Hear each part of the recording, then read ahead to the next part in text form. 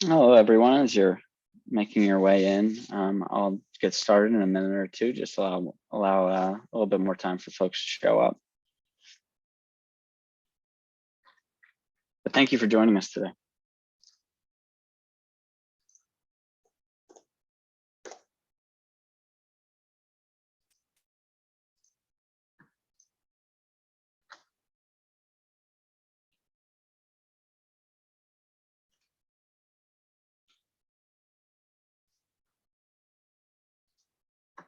Just give another minute or so.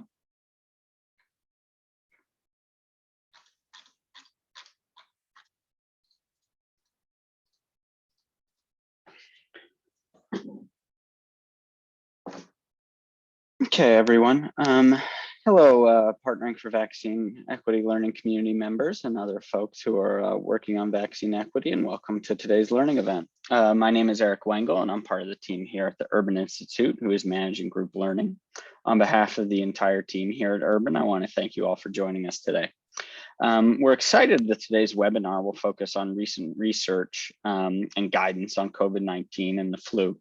With our rapidly evolving understanding of COVID-19 and staying up to date on recent guidance and research is incredibly important to the work that you all do. Today, our presenters are going to be going over a variety of topics, including explaining what fully vaccinated and up to date for COVID vaccines truly means. Discussing the vaccine effectiveness against the Omicron variant. And then we'll also present some information on those symptoms of long COVID. Before we go further though, next slide please, Sophia. I'll do our typical quick review of how this session is going to work. You've all been muted upon entry to this session. Staying on mute is crucial unless you are speaking, just so we can keep the discussion going. Without accidental interruptions. You do have the opportunity to speak your question rather than type it into the Q&A. It's totally up to you. If you want to speak your question, use the raise hand feature and we'll unmute you. If you want to type your question, please go ahead and use the Q&A tab and you can ask your question at any point in the session. The chat room feature is also open today and we encourage you to chat amongst yourselves as you like. Please use good chat room etiquette though by this. I mean, don't post questions for the speaker in the chat because we might not see them there. And though this probably goes without saying, please be civil to one another and to our speaker while chatting. We have begun offering live interpretation from English to Spanish during our events. If you would like to listen to the Spanish language channel, simply click on the globe icon in the Zoom taskbar at the bottom of your screen. Finally, as with all of our learning events, we will post the slides and a recording of this event on our community website and circulate them through the digests that go out through the CDC managed adult vax program listserv, which all program members should be a part of. If you do have any technical difficulties at any point during the session, please send an email to our community manager's inbox, vaxequitylearning@urban.org. We'll be watching this inbox and we'll try to help you as quickly as we can. Next slide, please, Sophia. And now it is my pleasure to introduce our featured speakers for the day. Speaking first will be Lisa Jacques-Carroll, who is an independent consultant with 20 years of immunization experience working at the state, national, and international levels. She began her career in Michigan's immunization program and later spent 6 years coordinating the CDC's perinatal hepatitis B prevention program. She was a consultant to the World Health Organization, providing technical assistance to other countries on the introduction of new vaccines, and she later worked for the CDC's Global Immunization Division, coordinating the activities of the CDC and various partner agencies and organizations. Her last CDC assignment was as the Deputy Program Manager for New Mexico's immunization program. She currently consults for the Association for Immunization Managers, or AIM, Immunization Action Coalition, the Coalition for Global Hepatitis Elimination and Task Force for Global Health, and the World Health Organization. Speaking second today, but certainly not least, is Dr. Yabo Baisalo, who is a pediatrician with over 20 years of experience in private practice and urgent care settings. She's also a public health professional with several years of work experience at the CDC and the Immunization Services Division. Since 2020, she has served as an educator and chair of the EPIC immunization program for the Georgia chapter of the American Academy of Pediatrics, educating healthcare providers across the state of Georgia. Dr. Yabo is also a wife and mother and is actively involved in the wellness ministry of her church. She organized and led multiple medical mission trips to Liberia and Angola between 2008 and 2019 to provide free health services. Both Dr. Yabo and Lisa currently serve as immunization subject matter experts working with the Association of Immunization Managers, or AIM, and CDC's REACH program to provide guidance and expertise on increasing influenza and COVID-19 vaccination rates in racial and ethnic groups experiencing disparities in vaccination rates. AIM and REACH are part of the Partnering for Vaccine Equity community, and I know that some of today's session attendees are from AIM or REACH, might already be familiar with the great work that these speakers are doing. And with that, I'm all finished for now, and so thank you for taking the time to speak with us this afternoon. I'll hand it over to you. Thank you, Eric. Thank you for that warm introduction. So let's get started. Dr. Yabo and I are going to be covering the most recent guidance on COVID-19 and flu vaccine. And so next slide, please. This is our agenda for today. We will talk about the difference between being fully vaccinated and up to date for COVID-19 vaccines. Talk about the preferential use of mRNA vaccines over the Johnson & Johnson vaccine. Dr. Yabo will review COVID-19 booster dose recommendations and vaccine effectiveness against the Omicron variant. She'll also review symptoms of long COVID.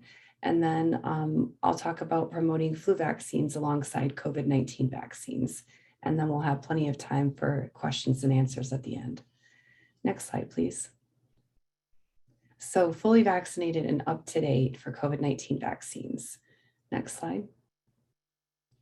So fully vaccinated means that a person has received their primary series of COVID-19 vaccines. And I'll show a table on the next slide that has more detailed information about that. The newer term that CDC has been using for COVID-19 vaccines and that they use for many other vaccines is up to date. And what that term means is that a person has received all of the currently recommended doses of COVID-19 vaccines, including any booster doses when eligible. And so these recommendations vary depending on a person's age, their health status, and when they first got vaccinated. And another thing to note is that many people who are immune compromised may need an additional dose as part of their primary vaccine series. And at this time, booster shots are not recommended for everyone. So it's based on specific age groups and health status. So next slide, please. So this is a table that we pulled from the CDC website. You can see that there are 3 columns that show the different recommendations for each of the vaccines that is being used in the United States right now. So Pfizer, Moderna, and Johnson & Johnson. And it shows the ages that these vaccines are recommended for, what constitutes a primary series, when a person is considered to be fully vaccinated, and then what age groups are recommended to receive a booster dose and what the spacing is. And Dr. Yabo will go over this in more detail later in the presentation. And then finally, the last row talks about when a person is considered to be boosted and up to date, which is right after they receive their booster dose. And then there are some footnotes on the right that we added as well. And again, Dr. Yabo will go over this in more detail, but you can see that someone is fully vaccinated for Pfizer and Moderna 2 weeks after their final primary dose, which is 2 doses for most people. And then for Johnson & Johnson, they're fully vaccinated 2 weeks after their first dose of vaccine. And then for boosting, again, for Pfizer, that would be people 12 and older, would get or are currently eligible for a booster dose. And for Johnson & Johnson and Moderna, it's 18 and over. Next slide, please. So the next thing we want to cover is the preferential use of mRNA vaccines in the United States. Next slide. So back in December, the Advisory Committee on Immunization Practices, or the ACIP, met to discuss the use of Johnson & Johnson vaccine based on some updated safety information. So this updated safety data revealed that there was more evidence of a causal association between the J&J vaccine and TTS, which is a rare type of blood clot.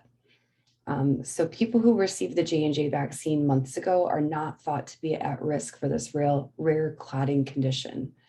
The symptoms of this clotting disorder typically occur within 2 weeks of vaccination.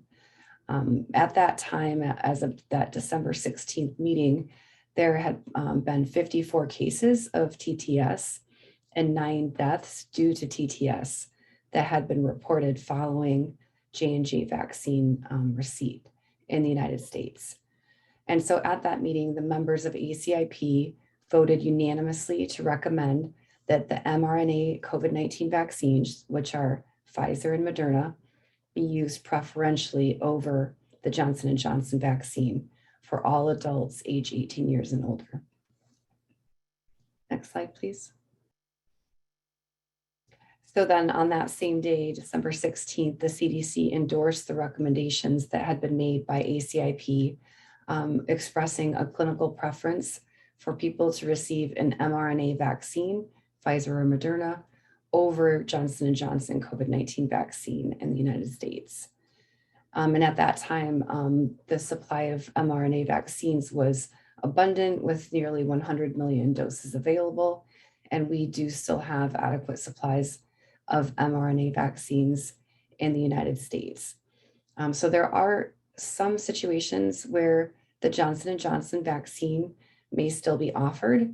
And that would be when someone has a contraindication to mRNA COVID-19 vaccines, such as having a severe allergic reaction after a previous dose or a known allergy to a component of an mRNA COVID-19 vaccine. Also, J&J could be administered if a person would otherwise remain unvaccinated for COVID-19 due to limited access to mRNA vaccines. And finally, if a person prefers to receive the J&J vaccine, despite being informed about safety concerns, then that would also be an okay thing to do. Next slide, please. So I'm going to pause now and just see if we have any questions on the first 2 topics that I've covered.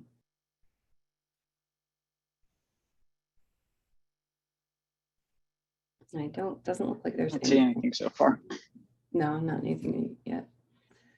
All right, well, I would encourage you to put your questions in the Q&A, and I'm going to turn it over to Dr. Yabo for the next section. Thanks. Great, thank you so much, Lisa, and thank you all for joining us again today. We're happy to share this information with you. As Lisa mentioned, I'm going to go into a little bit more detail about the booster doses and what that means for most of us.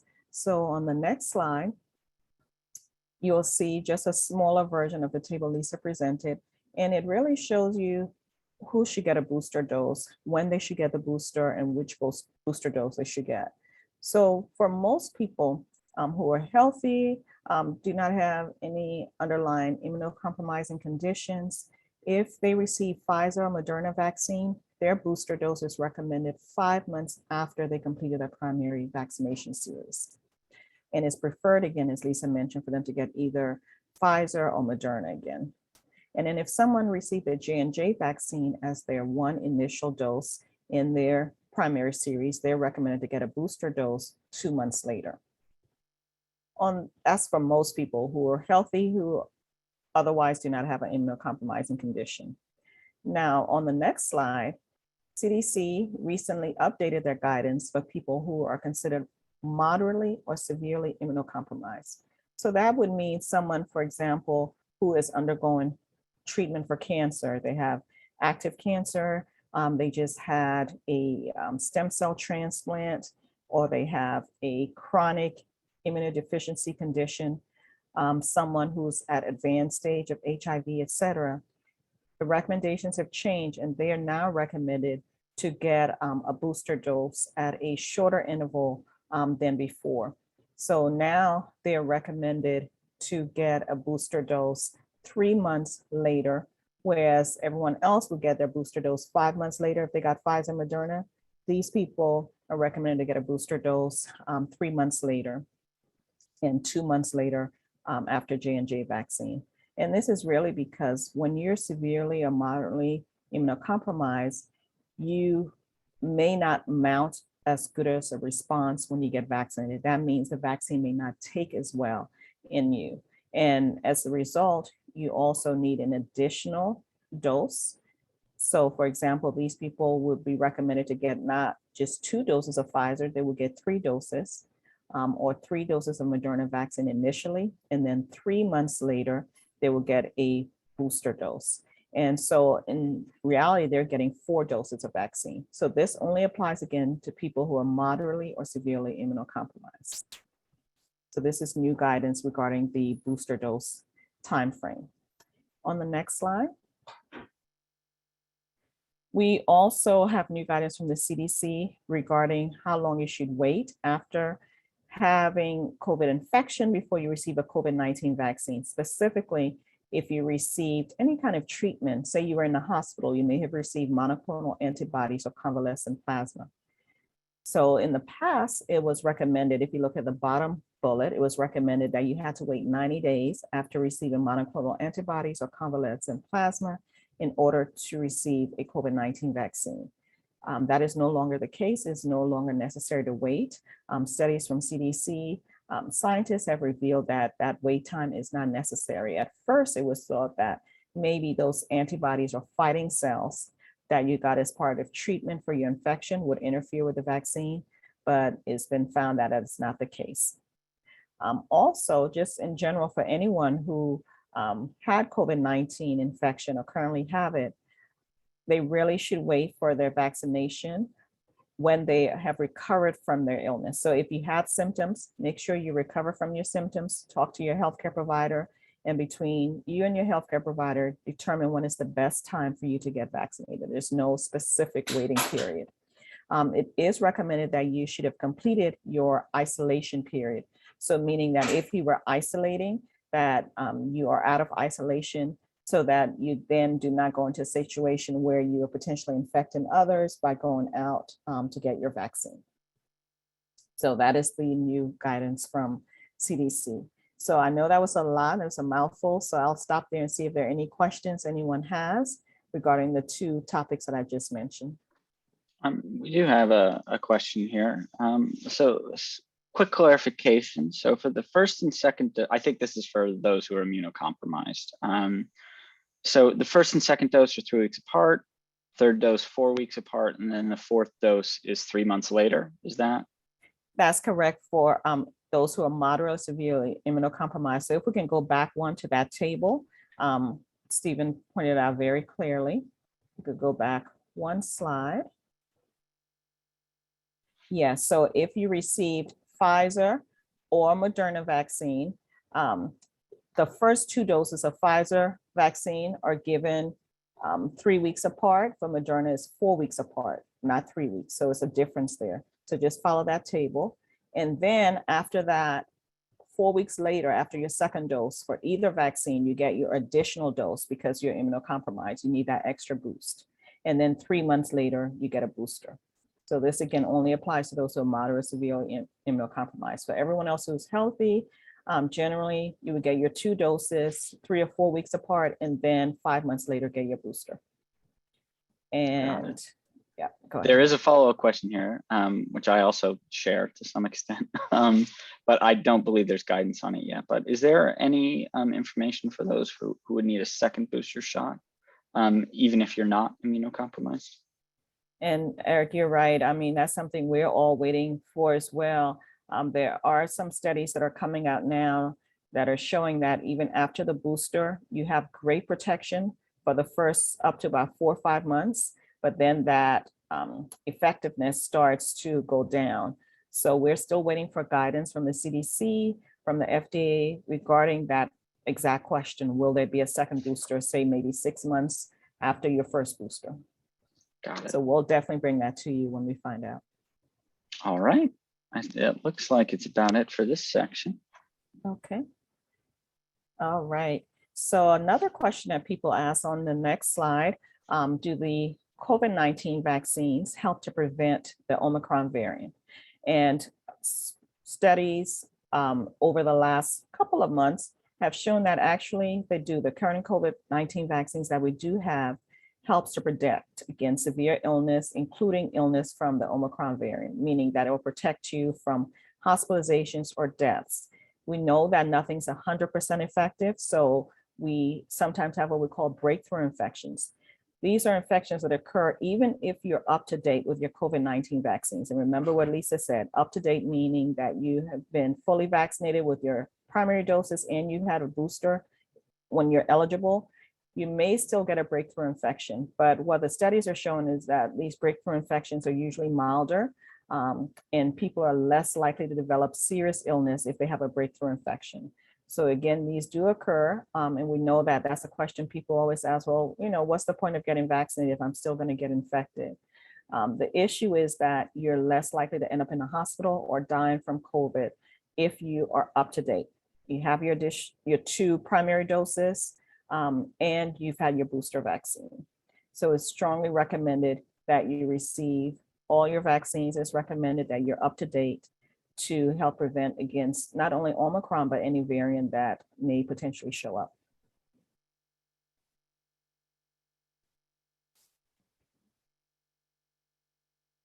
All right. Any questions on that before we talk about long COVID? Okay. All right. So on the next slide, you'll see the title, which goes over the different terminology that you may hear. Some people call it long haulers or post-COVID or long COVID, chronic COVID, long-term effects. CDC bunches it all together and calls it post-COVID conditions. And it's a wide variety of conditions. But the way you define it is that these are conditions that people experience 4 or more weeks later after first being infected with COVID-19.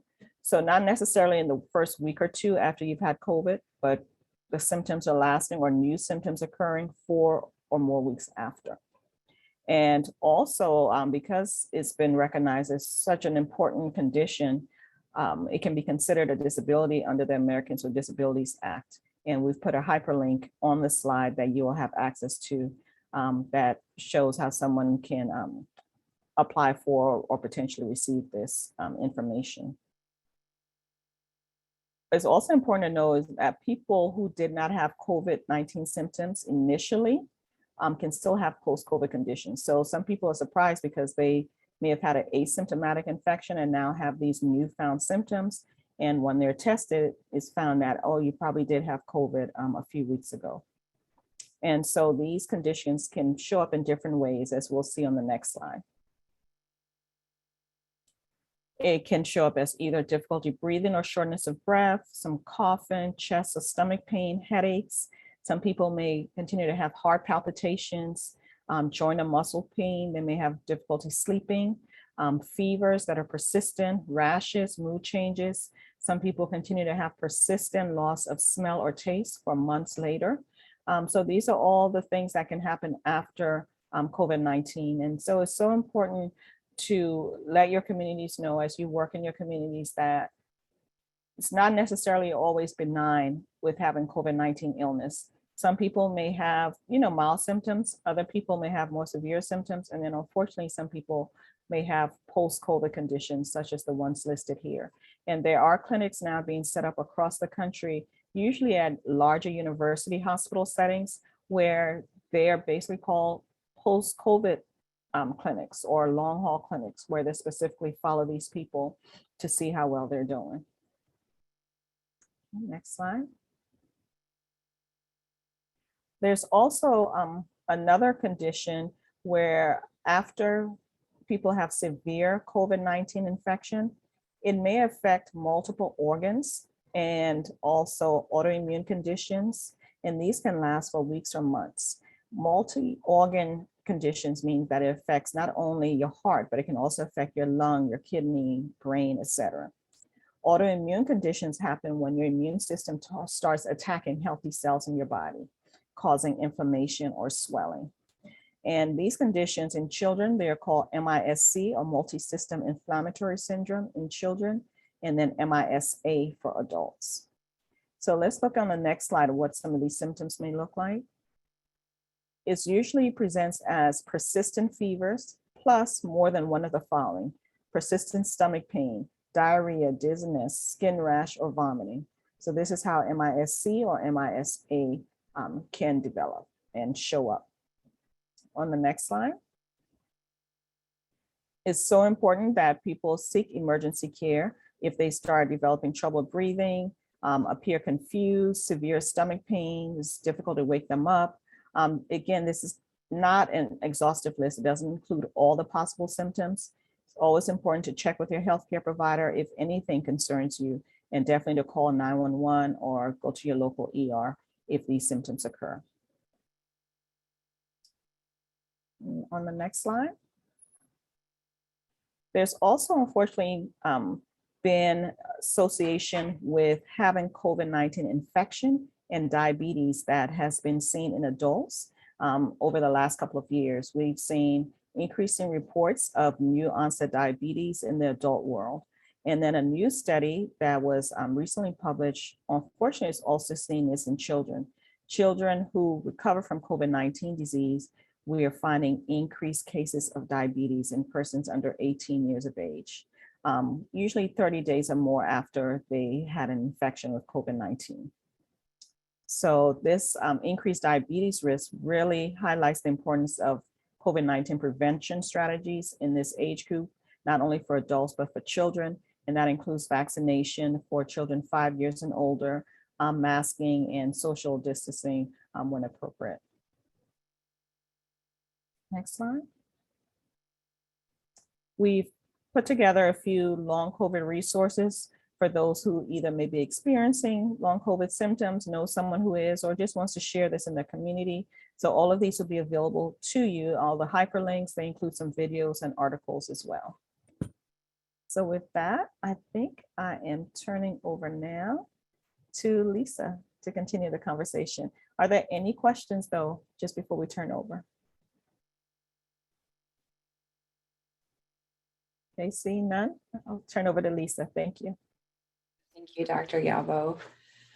So this is the last section of our presentation. I'm going to just talk a little bit about promoting flu vaccines alongside COVID-19 vaccines, and share some messaging, potential messaging on this. So next slide, please.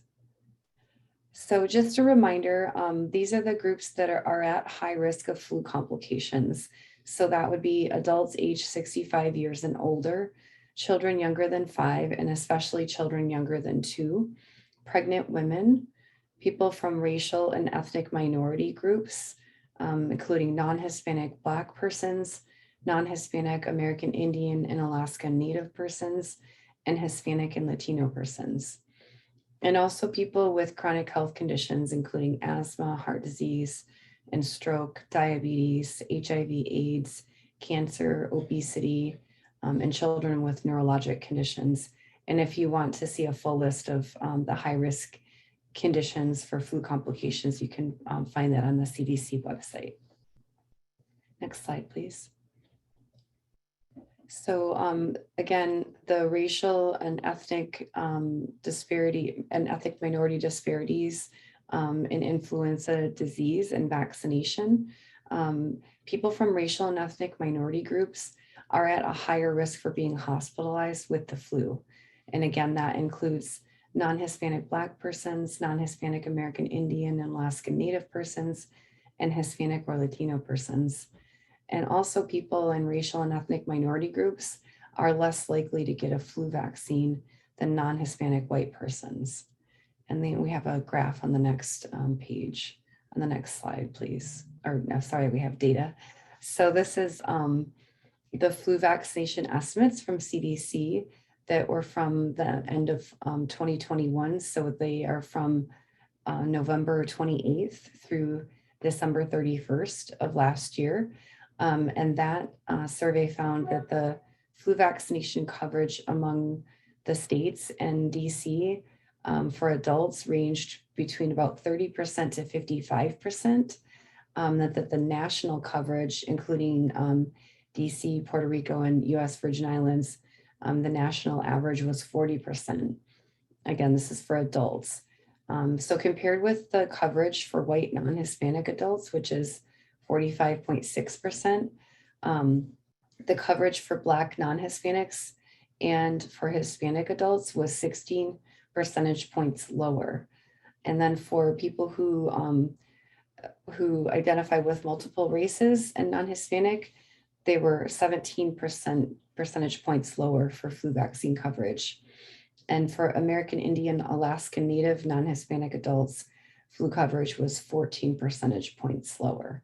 So we continue to see disparities with flu vaccine coverage. Next slide, please. So you might hear the question, can I have flu and COVID-19 infection at the same time? And the answer is yes, it is possible to have both the flu and other respiratory illnesses like COVID-19 at the same time. Some of the symptoms of flu and COVID-19 are similar, making it hard to tell the difference between the two viruses based on symptoms alone. Diagnostic testing can help determine if you're sick with flu or with COVID-19. Next slide, please. So who should get the two different vaccines? So for flu vaccine, everyone age 6 months and older should get flu vaccine with rare exceptions. And for COVID-19 vaccine, currently everyone age 5 years and older may be vaccinated if they do not have contraindications to the vaccine. Next slide, please. So can you get a COVID-19 vaccine and a flu vaccine at the same time? And the answer is yes, you can. There is an increased risk of side effects when COVID-19 vaccine and other vaccines, such as adjuvanted or high-dose flu vaccine, are given at the same time. So providers should counsel patients about the increased risk of reactogenicity, which is another word for side effects, such as fever, soreness, or redness at the injection site. And providers should consider placing each vaccine in a different arm. Next slide, please. So is it too late to get a flu vaccine? No, it's not too late. CDC still recommends flu vaccine even now because flu disease most commonly peaks in February and significant flu activity can continue into May. So please encourage your communities to continue to get a flu vaccine. Next slide, please. So treatment for the flu. If you do get sick with the flu, your doctor may ask you to take an antiviral drug. And these drugs can lessen the symptoms and the duration of time that someone is sick with the flu. So you should contact your doctor right away if you are at high risk for flu complications and think that you have the flu, because you should start on antivirals as soon as possible after becoming sick and showing symptoms of the flu. And we also want to make sure that we encourage this in our racial and ethnic minority groups who are at higher risk for flu complications. Next slide, please. And that's the end of the presentation, and we're happy to take questions. I've got at least, I'll allow a little bit of time, but I've got a couple, which you can ignore if they're bad. So thinking back to the definitions of fully vaccinated and up-to-date vaccinations for COVID, is there a similar time period for the flu vaccine, until someone's the antibodies are created? With the flu vaccine. For the flu vaccine. Yeah, with the flu vaccine, younger children, if it's their first time getting the flu vaccine, they do require 2 doses. And I'm sure Dr. Yabo knows off the top of her head the ages for that. But for adults, you just get 1 dose of the flu vaccine in a given flu season. And the recommended time frame is to get it by the end of October. But CDC does encourage people to get the flu vaccine even, later into the flu season, because often it doesn't peak until, February or sometimes even later. But I'll turn it over to Dr. Yabo if she wants to talk about the child dosing for flu vaccine. Sure, no, Lisa covered it nicely with children.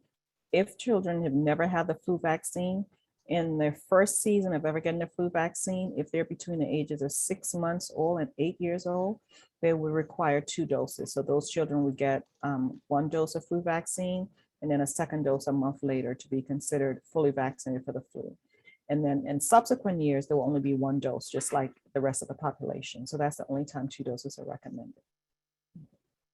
Okay, and then there's a question in the Q&A here. Were there any studies that evaluated diabetes risk after COVID-19 in adults? And did the study specify what type of diabetes was most commonly diagnosed in children? Sure. So let me answer the second part first. So with children, it was both types. In Europe, there are mostly type 1 diabetes diagnosed, but there was also a risk of type 2 diabetes. And for adults, yes, there were studies. And what we've done is in the bottom of that slide in the speaker notes, there are the links to the actual MMWR paper that goes over the study, as well as the adult studies and any other pediatric studies. So you'll be able to, look at the full wealth of that information. Perfect. And then it looks like Judith has raised her hand to ask a question. Judith, we're going to unmute you now if you'd like to ask a question.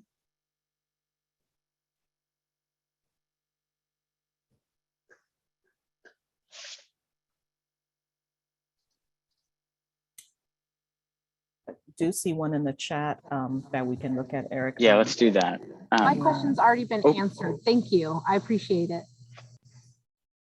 Perfect. Thank you, Judith. Okay, so are vaccinated people less likely to transmit COVID-19? And does that depend on the number of doses that you've had? So this is a tricky question because a lot of people think that, a lot of scientists as well, that when you're vaccinated, you are going to have less viral load. And so that is true. However, there are studies that are showing that even with vaccination, you can still transmit COVID. So yes, there's a chance you're less likely, but we recommend that, and CDC recommends that even if you are vaccinated, even if you had the booster, you are still at risk of transmitting COVID to others. So hence the reason that you're still recommended to wear a mask in certain situations, especially indoor places, because even though you are vaccinated, you can still transmit it. So it really doesn't depend on the number of doses. If you've had 3 versus 1, you're still able to transmit COVID to others. Okay.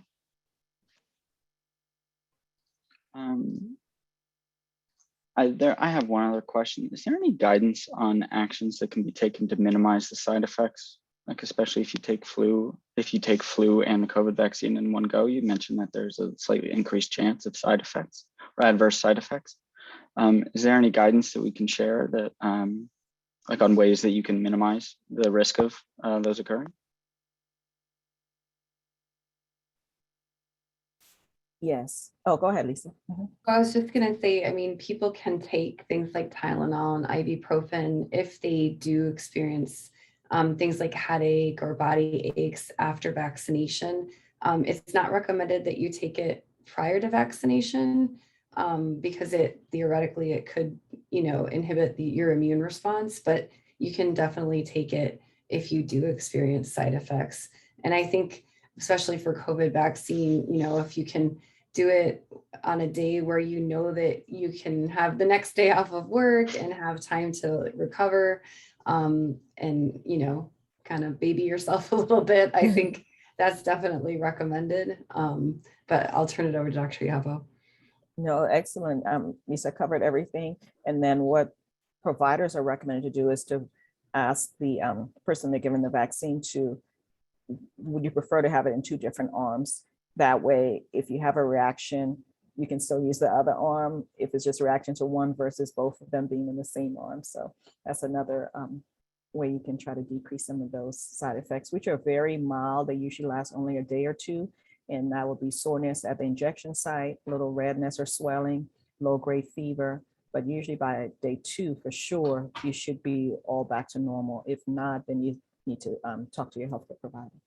Got it. Are another question in the Q&A portion here. Are myocarditis and pericarditis cases still being tracked for mRNA vaccines?